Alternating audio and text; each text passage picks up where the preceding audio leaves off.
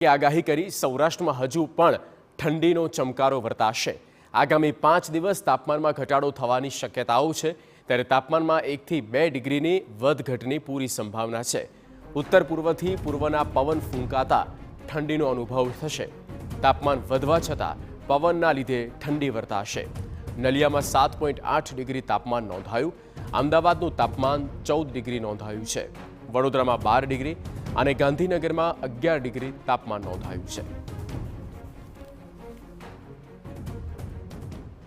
अभी पवन का जो दिशा है यह उत्तर पूर्व से पूर्व है और लघुत्तम तापमान आने वाले अगले 5 दिन तक नो लार्ज चेंज कैटेगरी में दिया गया है।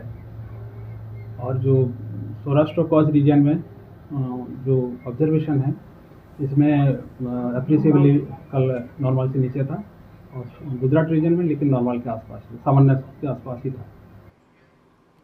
भरूचમાં औद्योगिक